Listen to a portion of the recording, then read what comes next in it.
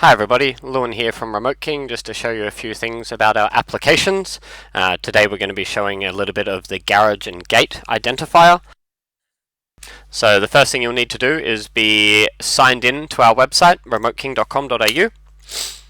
From there you come over to the man with a silhouette of a man with a circle around him, and then you should have your name, shop name, your details there. If you do not see your name, you should have a login tab here. Please log in correctly, and if you do not have an account, please select the register tab and fill in the appropriate details. That will be sent to our accounts department for approval. But I do have a login for our website, obviously, so first things first is once you're on our website, you want to select applications. By default, you will be set to the automotive identifier. It's just the first one in the list, but we're going to be actually dealing with the garage gate identifier today. Select garage gate identifier, and the default from here is search by remote. There's also search by motor, which I will talk about in a minute. So search by remote is pretty much exactly what it sounds like, is searching by the remote that you are looking for. So say for example, if your customer has 4 buttons, it is a blue remote,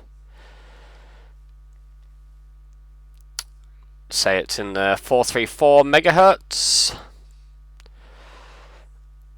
and it's an ATA remote. Should bring us down to a few options, which will be, this is the remote I'm looking for here, which is RCG12, but say for example if the customer's remote is not working anymore, they bring the remote to you but no frequency, it's gone through the wash or something. So we select 4 buttons, I'm going to do the same thing again here.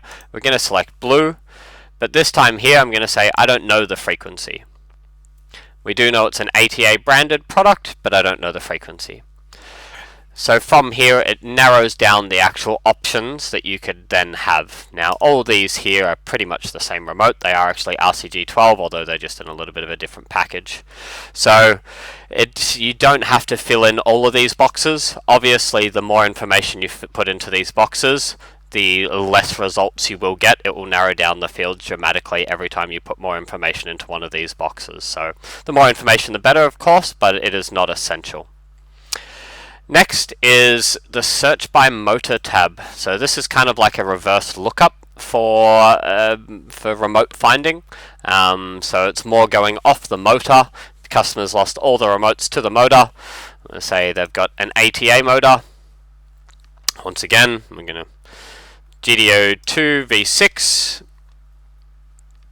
and you'll see it's RCG12. If we select the RCG12, it'll bring up that same page that we're at before, and you're presented with, in either way, search by remote or motor, when you come to this page you're presented with an instructions tab, which is literally providing you with the instructions on how to program the remote to the motor. The motor compatibility, so all the motors that this actual remote will work for. As you can see, there's a decent list there of ATA products. CHCM1 clonable, that's a cloning machine, a code hopping cloning machine that will clone this remote. And then it will also tell you the battery that's inside it. You can just click on the product directly and it will automatically take you over to our normal website, and you can order the product straight from there, adding it to your cart. Also the same, let's go back to here, sorry. The same compatibility obviously is listed here too, and also the programming instructions if you need them. They're a printable version just sitting here, of course. And there's also a deletion set of instructions in case your customer's motor is full. That information is also there if you need it. So that's pretty much it for the garage and gate identifier.